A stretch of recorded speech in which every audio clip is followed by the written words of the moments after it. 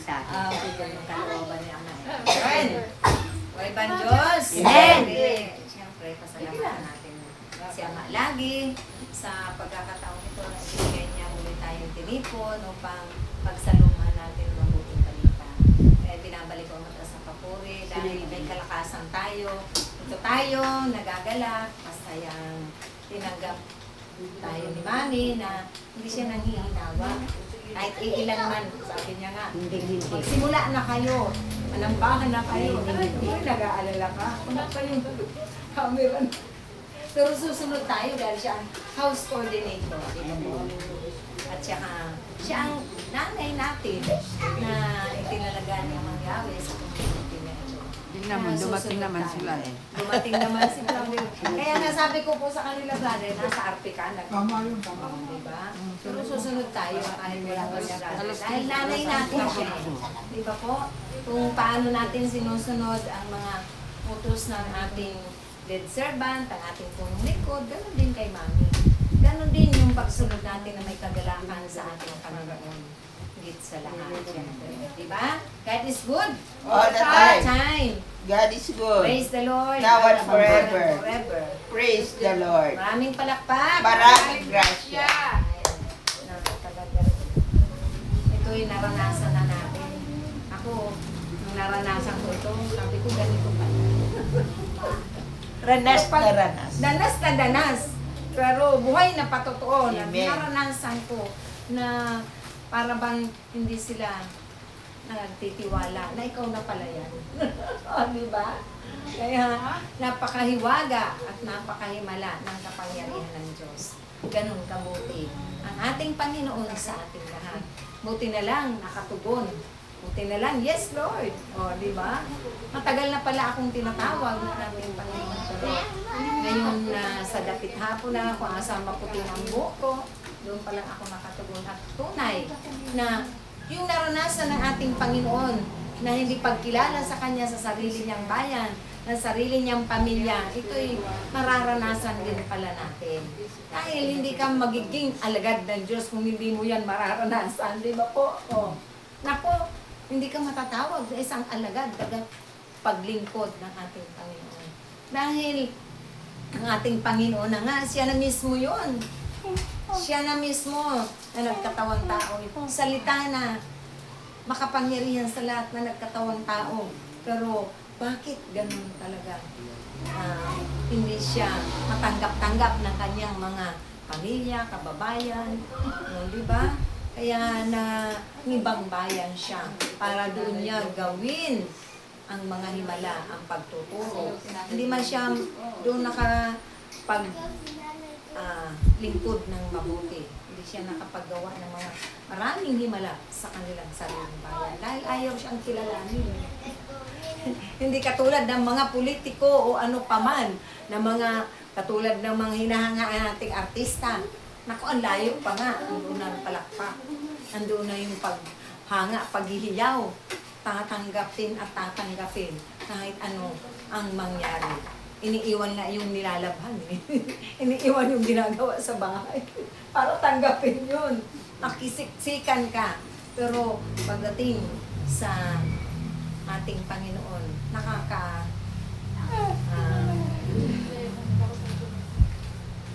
panibago kung maranasan pala natin yung mismo ng ating sarili. Ano po? Kasi kakaiba pala. Sabi ko, bakit kaya? Nung bago pa lang ako. Kasi wala pa akong maraming alam.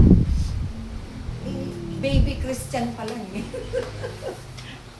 At tunay na nararanasan natin yung lahat na yan. Pero pasalamatan natin yan. Dahil yan ang isa sa pamamaraan ng Diyos na makakamta natin ang biyaya. Ang pagbabagong buhay.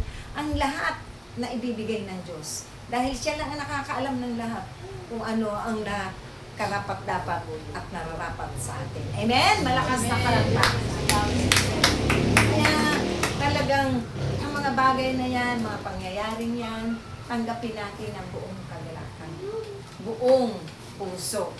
Dahil kung hindi natin yan matatanggap, hindi rin tayo makakapagpatuloy sa paglilingkod sa ating kapwa. Dahil taliwas doon sa mga aral ng Diyos yung gagawin natin. Sabi, ako ay araw-araw na ako nandoon sa nakikipag-fellowship, nagsisimba, nagdarasal. Pero nung hindi tayo na-reject, kasi bawat talaga may diskriminasyon, may rejection. Dahil hindi mo maiiwasan. Dahil iba-iba naman yung pang-unawa ng mga tao na nasa paligid natin. Hindi pa nila lubos na nauunawa. Sabi ng Panginoon, mapalad kayo kapag kayo Inalimutan. inalimutan. Dahil ng Pinagpubuti. O, paano mawawala? Kaya hindi talaga mawawala. At mas malala pa nga kung tayo ay humahayop na. O, di ba? Kakatok tayo. Mag-aalok tayo ng gawain. Hindi biro yung ating mga tungkulin na iniwan ng ating Panginoon. Pero sige lang. Yes, Lord lang. Yung kagalakan, ganapin natin ito pagsumikapan natin maganap, masunod ng buong kababaan ng kalooban, buong pag-ibig para mapakangalan ang ating Panginoon, si Amang Yahweh, para tayo man ay makita na isang liwanag din pala tayo na ipinadala ng Diyos sa kanila. Amen? Malakas na palakpak sa ating Diyos. Kasi kung tayo ay aandap-andap ang liwanag na yan, hindi tayo makakaakay ng ating kapwa. Kung ang ating mga paggawa ay taliwas doon sa mga aral ng Diyos, sa mga utos, mahalagang utos ng Diyos. Sabi nga, ibigin mo yung kapwa mo ng buong puso, buong pag-ibig. Pero, iniibig mo nga ang Diyos, hindi mo naman maibig, hindi mo naman mabigyan, matulungan, hindi ka naman maawa doon. Iyaan ko nga yan dyan, nandyan lang yan dyan, nakagusay, bahala. Wala tayong paki. Nakatikom ang mga kamay. O, di ba po? Wala tayong ginawa na mabuti. Wala tayong ibinahagi na mabuti. Walang tulong na ginawa. Saan yung ating pagsunod na masasabi na kilala mo na ang Diyos, pero wala naman sa gawa. Kaya para tayo ay makapagpatuloy tulad ng ginawa ng ating Panginoong Jesucristo, siyempre, dahan-dahan lang tayo.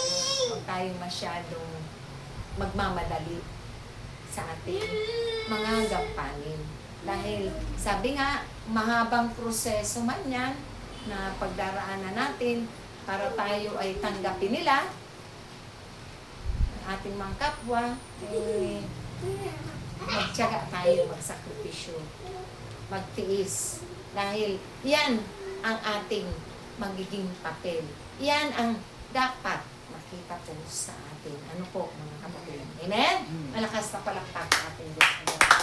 Kaya tayo naman, sa naririto na, magtutulungan po tayo. Magkaisa po tayo. Iisa ang ating hangarin. Hindi iba ang hangarin ng bawat isa. Iisa ang ating puso, damdamin, para sa ating kapwa, higit sa Diyos. Dahil ito yung gusto ng ating Amang nasa langit.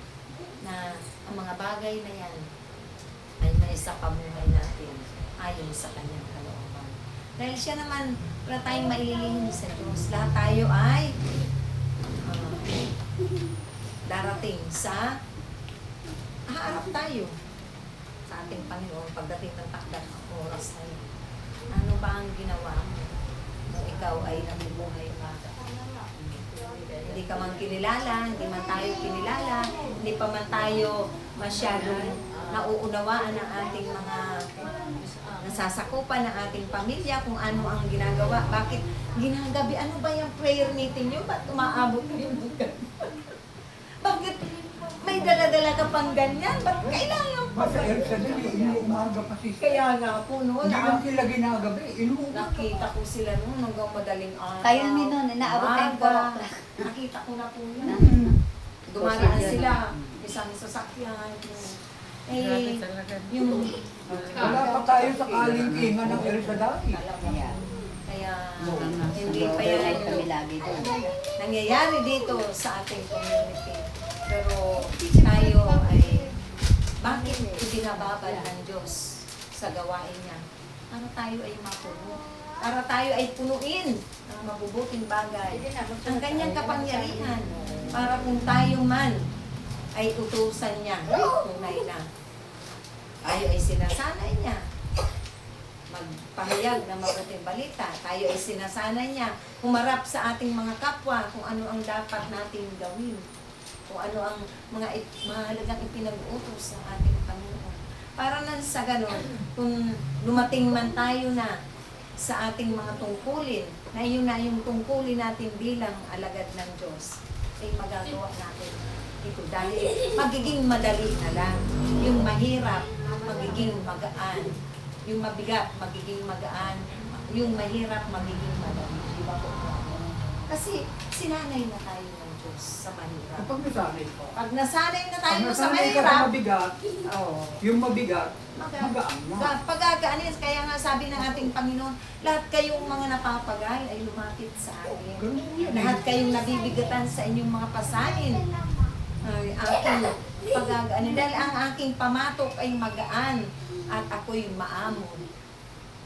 Talaga naman, napapatutunayan natin, napapatutunayan na natin yan, na lahat naranasan natin ng mga bagay-bagay na yan. Tayo mga nanay, gaano man kabisi natin, gaano man tayo kalayo, minsan may mga pinupuntahan tayo, pero naghabol tayo ng oras dahil nilalaan na natin ang ating mga buhay sa Diyos, sa paglilingkod sa ating kapwa, higit sa Diyos, sa pagsunod sa Kanyang kalooban. Gaano man, minsan nakakarating tayong Cavite dahil minsan may mga mahalagang bagay din tayo sa araw na iyon.